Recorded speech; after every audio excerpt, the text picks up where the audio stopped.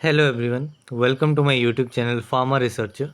तो आज है डे 117 डेली फार्मा एमसीक्यू डो सीरीज़ का, जिसमें हम डेली के 10 एमसीक्यू क्वेश्चन सॉल्व करते हैं from previous year question paper with detail explanation. So ये सारे क्वेश्चंस आपके डिफरेंट फार्मेसी रिलेटेड एग्जाम्स के लिए इंपॉर्टेंट होते हैं। सो चलिए स्टार्ट करते हैं आज के पहले क्वेश्चन से। तो पहला क्वेश्चन है, रेसिनोलिक एसिड इज ऑब्टेन फ्रॉम। तो रेसिनोलिक एसिड जो है ये आपका इम्पॉर्टेंट केमिकल कंस्टिट्यूएंट होता है कैस्टर ऑयल का। सो इसमें आपका ऑप्शन डी जो है वो करेक्ट आंसर है। कैस्टर की बात करूं तो कैस्टर को रेसिनस ऑयल भी कहा जाता है, रेसिनस ऑयल। एंड ये आपका, अगर इसके मैं बायोलॉजिकल सोर्स की बात करूं तो ये सिंपली आपका फिक्स्ड ऑयल होता है।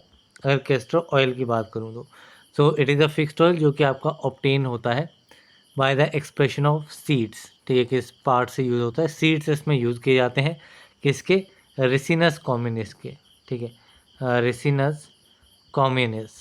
ठीक है, रेसिनस कॉम्युनिस जो प्लांट का नाम है जिसके सीड्स से आपका ये फिक्स्ड ऑयल ऑब्टेन होता है, दैट इज़ कैस्टर ऑयल। इसकी फैमिली की बात करूं तो कैस्टर की फैमिली क्या रहती है? Family is euphorbiaceae. Family is euphorbiaceae, जो कि आपकी आंवला की भी फैमिली होती है। So this is regarding the biological source. अभी बात करते हैं केमिकल कंस्टेंट्स की। तो केमिकल कंस्टेंट में इसमें आपका 35 टू 50% कैस्टर ऑयल रहता है। ठीक है, 35 टू 50% कैस्टर ऑयल रहता है। एंड मेन कंस्टेंट आपका रहता है रेसिनोलिक एसिड, जो कि अराउंड 80% कंसनट्रेशन में प्रेजेंट होता है। एंड कैस्टर ऑयल की जो विस्कोसिटी रहती है, विस्कोसिटी, विस्कस होने का जो मेन पैरामीटर रहता है वो ये केमिकल कांस्टेंट ही होता है, रेसिनोलिक एसिड, जो कि आपका विस्कोसिटी प्रोवाइड करता है कैस्टर ऑयल में। बाकी इसके यूजेस की बात करूं सो यूजेस में आपका ये एज अ लेक्सेटिव यूज़ किया जाता है, then as a lubricant use होता है, and as well as cosmetics में भी ये यूज़ किया जाता है। तो अभी चलते हैं नेक्स्ट क्वेश्चन की तरफ। तो नेक्स्ट क्वेश्चन है, dash drug is use as C N S stimulant. कौन सा ड्रग जो है वो as a C N S stimulant use किया जाता है? So this drug is nux vomica. So इसमें आपका ऑप्शन सी जो है वो करेक्ट आंसर है। नक्स वोमिका की बात करूं तो नक्स वोमिका को क्रोफिग भी कहा जाता है, it is also known as crow fig या फिर सीमन स्ट्रिकनी। ठीक है, और सीमन स्ट्रिकनी। ठीक है, ये डिफरेंट नाम इसके रहते हैं नक्स वोमिका के। इसी के बायोलॉजिकल सोर्स की बात करूं तो नक्स वोमिका जो है वो आपका सीड से ऑब्टेन होता है। किसके सीड से? स्ट्रिकनस नक्स वोमिका के। ठीक है, बायोलॉजिकल सोर्स क्या है? बोटेनिकल नाम होता है स्ट्रिकनस नक्स वोमिका। ठीक है, एंड इसके अगर मैं फैमिली की बात करूं तो family is Loganiaceae. Family is Loganiaceae. Then nux vomica की केमिकल कंस्टेंट्स की बात करूं तो इसमें आपको अल्कोलॉइड्स मिलेंगे। ठीक है, अल्कोलॉइड्स एंड ग्लाइकोसाइड दोनों ही इसमें प्रेजेंट होते हैं। ठीक है, अल्कोलॉइड्स की बात करूं तो अल्कोलॉइड्स में आपका स्ट्रिक्निन आ जाएगा, स्ट्रिक्निन एंड ब्रूसिन। ठीक है, स्ट्रिक्निन एंड ब्रूसिन इसमें अल्कोलॉइड्स रहते हैं, एंड ग्लाइकोसाइड इसमें लोगानिन प्रेजेंट होता है। ठीक है, loganin is glycoside and chlorogenic acid, and chlorogenic acid is also chemical constant. बाकी इसके यूजेस की बात करूँ तो ये एक तो सी एन एस स्टिमुलेंट की तरह यूज़ होता है।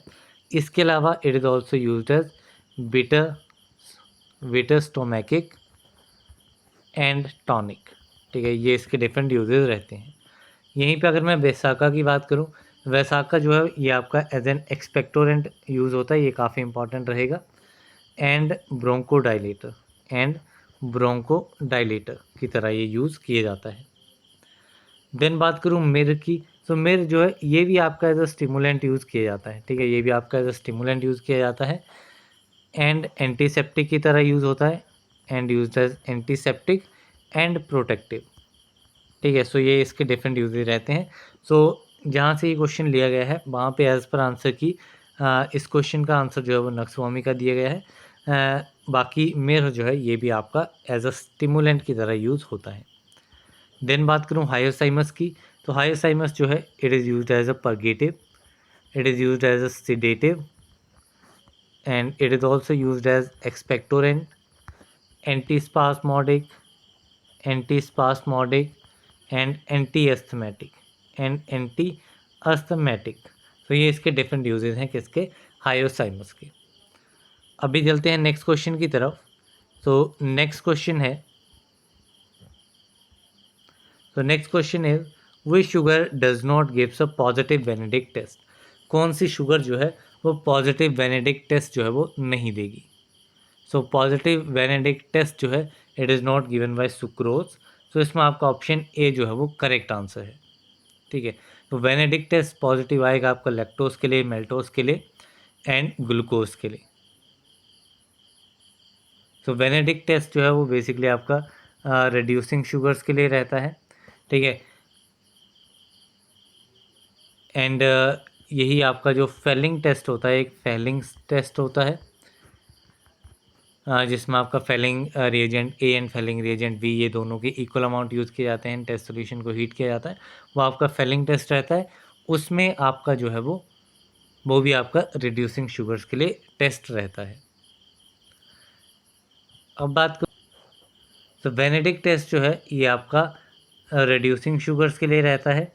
एंड इसमें क्या किया जाता है, इसमें आपका जो बेनेडिक्ट रिएजेंट रहता है, बेनेडिक्ट रिएजेंट, इसका इक्वल अमाउंट लिया जाता है बेनेडिक्ट रिएजेंट का एंड टेस्ट सैंपल का। ठीक है, टेस्ट सैंपल इन दोनों का इक्वल अमाउंट लिया जाएगा।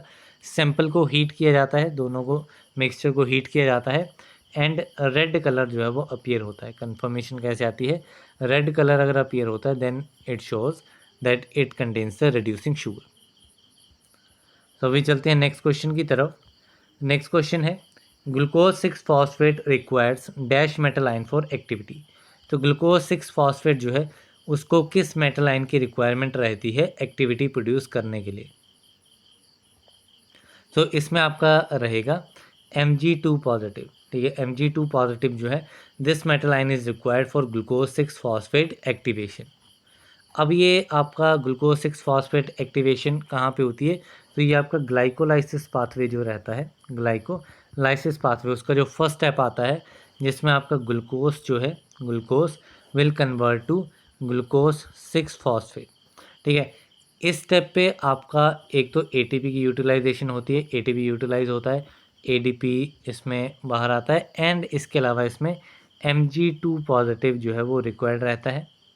एंड जो एंजाइम इसके लिए रिस्पॉन्सिबल होता है दैट इज़ हेक्सोकाइनेज। ठीक है, हेक्सोकाइनेज एंजाइम जो है वो इसमें इन्वॉल्व होता है जिसको ग्लूकोकाइनेज भी कहा जाता है। ठीक है, तो इसमें एंजाइम के ऊपर भी क्वेश्चन जो है वो बनता है।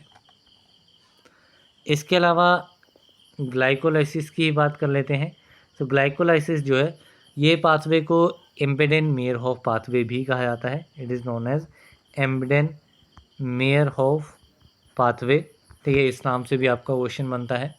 इसके अलावा इसके आउटकम के ऊपर जो है वो क्वेश्चन बनता है कि इसका एंड प्रोडक्ट क्या आता है। ठीक है, तो एंड प्रोडक्ट इसका इन द प्रेजेंस ऑफ ऑक्सीजन। ठीक है, ऑक्सीजन की प्रेजेंस में एंड विदाउट ऑक्सीजन। ठीक है, and without oxygen different products इसमें जो है वो आते हैं। So in the presence of oxygen आप कहेंगे इट इज़ पायरूवेट। ठीक है, पायरूवेट जो कि आपका फर्दर ऑक्सीडाइज हो जाता है कार्बन डाइऑक्साइड में। सो आइदर ऑप्शन में पायरूवेट दिया होगा या कार्बन डाइऑक्साइड, तो वो था correct. In the absence of oxygen, oxygen की एब्सेंस में आपका जो पायरूवेट है वो फर्मेंट हो जाता है and it will form lactate. ठीक है, without oxygen, in the absence of oxygen, lactate और इथेनॉल। ठीक है, तो इसको आप एरोबिक कंडीशन कहेंगे with presence of oxygen and anaerobic condition आप कहते हैं विदाउट ऑक्सीजन। तो ये दो कंडीशन रहती हैं, तो एरोबिक एनारोबिक कंडीशन इस वे में क्वेश्चन जो है वो पूछा जाता है। अभी चलते हैं नेक्स्ट क्वेश्चन की तरफ। तो नेक्स्ट क्वेश्चन है an example of pyrazolone derivative analgesic is. Pyrazolone derivative analgesic का एग्जाम्पल क्या है। तो फेनेसिटिन आपका पैरा अमाइनो फिनॉल डेरिवेटिव है। It is para amino phenol derivative. Phenylbutazone जो है, phenylbutazone is pyrazolone derivative. Indomethacin जो है, indomethacin is indole acetic acid derivative.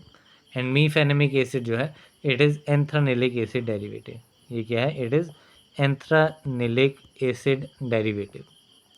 So इसमें करेक्ट आंसर क्या रहेगा? It will be option number B, phenylbutazone. So option B is correct. अभी देखते हैं next question. So next question है sympathetic blocking drug guanethidine acts by. तो guanethidine एक sympathetic blocking drug है एंड किस मैकेनिज्म से ये अपना एक्शन शो करता है? So it acts by interfering with transmission of impulse across post ganglionic adrenergic neuron. So इसमें आपका ऑप्शन सी जो है वो करेक्ट आंसर रहेगा। सो गुआनेथिडिन की बात करें, सो ये बेसिकली आपका एक पोलर गुआनिडिन कंपाउंड रहता है। इट इज़ पोलर गुआनिडिन कंपाउंड जो कि आपका टेकअप हो जाता है into the adrenergic nerve ending. जो एडेनर्जिक नर्व एंडिंग रहती है वहाँ पे ये एक्टिवली टेकन अप हो जाता है। किस प्रोसेस के थ्रू? एक्टिव अमाइन ट्रांसपोर्ट के through and mainly 3 main action के थ्रू ये अपना एक्शन प्रोड्यूस जो है वो करता है। पहले एक्शन की बात करूं, सो ये आपका नॉर एड्रेनलिन को डिस्प्लेस कर देता है। ठीक है, डिस्प्लेस कर देगा कहाँ से? स्टोरेज ग्रेन्यूल से। ठीक है, स्टोरेज ग्रेन्यूल से नॉर एड्रेनलिन की डिस्प्लेसमेंट कर देगा। दूसरा, ये आपका नर्व इम्पल्सिस को इनहिबिट करेगा जो कि आपकी कपल्ड रहती हैं with the release of nor adrenaline. क्या करेगा? नर्व इम्पल्सिस को इनहिबिट करेगा जो कि कपल्ड रहती हैं with the release of nor adrenaline. And third is कि आपका एंगेज हो जाता है एंड ब्लॉक कर देता है नॉर एड्रेनलिन अपटेक को। ठीक है, नॉर एड्रेनलिन का जो अपटेक मैकेनिज्म होता है एक्सोनल मेम्ब्रेन पे, उसको ये ब्लॉक कर देता है। तो ये डिफरेंट इसमें मेन जो है वो पॉइंट रहते हैं, पॉइंट्स ऑफ एक्शन। सो अभी हम नेक्स्ट क्वेश्चन पे चलते हैं। तो नेक्स्ट क्वेश्चन है the first stage of characteristic triple response upon injection of histamine is named. तो ट्रिपल रिस्पॉन्स का जो फर्स्ट स्टेज रहता है वो कौन सा स्टेज रहता है, क्या उसका नाम है? एंड इसमें कुछ पॉइंट देख लेते हैं कि हिस्टामाइन का जब इंजेक्शन लिया जाता है, ठीक है, हिस्टामाइन को जब इंजेक्ट किया जाता है कैसे? इंट्राडर्मली। ठीक है, इंट्राडर्मली जब इसको इंजेक्ट किया जाता है तो एक ट्रिपल रिस्पॉन्स जो है वो प्रोड्यूस होता है। तो यहाँ पे आपको 3-4 चीज़ें रखनी है। एक तो आपको रूट याद रखना है, एक आपको ट्रिपल रिस्पॉन्स किस ड्रग की वजह से होता है, सो इट इज़ हिस्टामाइन की वजह से। एंड जो इसमें डिफरेंट रिस्पॉन्सेज आते हैं वो रिस्पॉन्सेज आपको इसमें याद रखने हैं। ठीक है, सो इसमें मेनली 3 ट्रिपल रिस्पॉन्स है, तो 3 रिस्पॉन्स इसमें रहते हैं। फर्स्ट इज़ रेड स्पॉट, दूसरा आपका रहता है व्हील, थर्ड आपका रहता है फ्लेयर। रेड स्पॉट को फ्लश भी कहा जाता है, red spot is also known as flush, then wheal and then flare. So इसमें तीनों में क्या क्या चीज़ें रहती हैं? जो आपका रेड स्पॉट है इसमें ये आपका इंटेंस कैपिलरी डायलिटेशन की वजह से होता है। It is due to intense capillary dilatation. दूसरा स्टेप आपका रहता है व्हील। ठीक है, व्हील क्या होता है? It is due to the exudation of fluid. जो फ्लूइड की एक्सुडेशन होती है फ्रॉम कैपिलरीज एंड वेन्यूज जो बाहर आ जाता है, तो उसकी वजह से जो सेकेंड स्टेप आता है ट्रिपल रिस्पॉन्स का, that is wheal. Then third stage जो है वो आपका रहता है फ्लेयर, जिसमें आपकी सराउंडिंग एरिया पे रेडनेस हो जाती है जो कि आपकी आर्टीरियोलर डायलिटेशन की वजह से होती है। तो ये आपके 3 स्टेप्स रहते हैं, आपको नाम याद रखना है किस वजह से होते हैं, कौन से ड्रग की वजह से होते हैं, किस रूट के पे देने की वजह से होते हैं। सो ये सारी चीज़ें इसमें आपको याद रखनी है। अभी चलते हैं नेक्स्ट क्वेश्चन की तरफ। सो नेक्स्ट क्वेश्चन है chlorocresol has following function groups attach to it. Chlorocresol में कौन से फंक्शन ग्रुप्स जो हैं वो अटैच रहते हैं? तो इसको चेक करने के लिए अगर आपको स्ट्रक्चर पता होगा तो आपके लिए काफ़ी ईजी हो जाएगा। तो इसका स्ट्रक्चर आपका काफ़ी सिंपल होता है। सेंटर में आपकी बेंजीन रिंग रहेगी, यहाँ पे आपका CH3 रहेगा, यहाँ जस्ट मिनट, ये आपकी बेंजीन रिंग रहेगी एंड यहाँ पे आपका क्लोरीन, यहाँ पे आपका मिथाइल एंड यहाँ पे आपका OH ग्रुप रहेगा। ठीक है, ये आपका 3 डिफरेंट पोजीशन पे रहेगा, 1, 3 एंड 4। ठीक है, 1, 3 एंड 4 पोजीशन पे। तो ये पोजीशन कहीं से भी हो सकती है, तो ये आप याद रखना। तो इसमें एक हाइड्रोक्सिल ग्रुप है, एक मिथाइल ग्रुप है एंड एक क्लोरीन ग्रुप है। तो इसमें आपका क्या रहेगा, तो it is 1 methyl group, 1 hydroxyl and 1 chlorine group. तो इसमें आपका करेक्ट आंसर रहेगा ऑप्शन नंबर डी। अब जो आपका क्लोरोक्रिसोल है, इसके यूजेस की अगर मैं बात करूं, से आपका यूज़ होता है एज अ डिसइंफेक्टेंट। ठीक है, it is used as disinfectant and antiseptic. ठीक है, डिसइंफेक्टेंट एंड एंटीसेप्टिक दोनों की तरह इसका यूज़ किया जा सकता है। इसके मैं IUPAC नेम की बात करूं, तो इस पर आपका 4 पोजीशन पे क्लोरो है, 3 पोजीशन पे आपका मिथाइल ग्रुप है एंड बाकी जो स्ट्रक्चर आपका बचाता है दैट विल बी फिनॉल। तो ये आपका बनेगा 4 क्लोरो 3 मिथाइल फिनॉल। ठीक है, ये आपका IUPAC नेम इसका रहता है। देन चलते हैं नेक्स्ट क्वेश्चन की तरफ। सो नेक्स्ट क्वेश्चन है IUPAC नेम ऑफ सल्फाग्वानिडिन इज। सल्फाग्वानिडिन का IUPAC नेम क्या है? तो इसमें भी आपको सबसे पहले स्ट्रक्चर देखना पड़ेगा। सो इसमें अगर आप स्ट्रक्चर देखेंगे तो इसमें भी आपका सिंपल एक बेंजीन रिंग आ जाएगी, पैरा पोजीशन पे अमाइनो ग्रुप, ये आपकी पूरी एरोमेटिक रहेगी। देन यहाँ पे आपका SO2 ग्रुप रहेगा, SO2, यहाँ पे आपका NH, then again NH2 and double bond NH। तो ये आपका कंपाउंड है सल्फाग्वानिडिन। अब सल्फाग्वानिडिन का IUPAC नेम क्या है? सो इसमें आपका 2 पोजीशन पे, ठीक है, ये आपकी रहेगी, ये वाली आपकी 1 एंड 2, ये 2 पोजीशन है। 2 पोजीशन पे आपका क्या रहेगा, इट इज़ 4 अमाइनो फिनॉल। ठीक है, 2 पोजीशन पे क्या है, 4 अमाइनो फिनाइल रिंग है, इतना पोर्शन। एंड जो बाकी ये वाला आपका कंपाउंड बच गया, इट इज़ सल्फोनिल ग्वानिडिन। ये कंपाउंड क्या है आपका, सल्फोनिल ग्वानिडिन। तो इसमें आपका करेक्ट आंसर रहेगा option number B, that is it is 2,4 amino phenyl sulfonyl guanidine. तो इसमें आपका ऑप्शन बी जो है वो करेक्ट आंसर है। तो अभी चलते हैं नेक्स्ट क्वेश्चन की तरफ। तो नेक्स्ट क्वेश्चन है coenzyme FAD is derivative of. So coenzyme FAD जो है वो ये किसका डेरिवेटिव है? तो सबसे पहले FAD के बारे में देख लेते हैं। FAD होता है आपका फ्लेविन एडेनिन डाई न्यूक्लियोटाइड। ठीक है, flavin adenine dinucleotide. So ये आपका ये कोएंजाइम जो है वो आपका riboflavin, that is vitamin B2 का डेरिवेटिव होता है। इसके अलावा आपका जो FMN, ठीक है, कोएंजाइम FMN रहता है, दैट इज़ फ्लेविन मोनोन्यूक्लियोटाइड। ठीक है, ये भी आपका कोएंजाइम जो है वो राइबोफ्लेविन का ही डेरिवेटिव रहता है। इसके अलावा अगर मैं नियासिन की बात करूं, तो नियासिन के जो कोएंजाइम रहते हैं वो आपके रहते हैं NAD positive and NADP positive. ठीक है, ये आपके रहते हैं निकोटिनामाइड एडेनिन डाई न्यूक्लियोटाइड।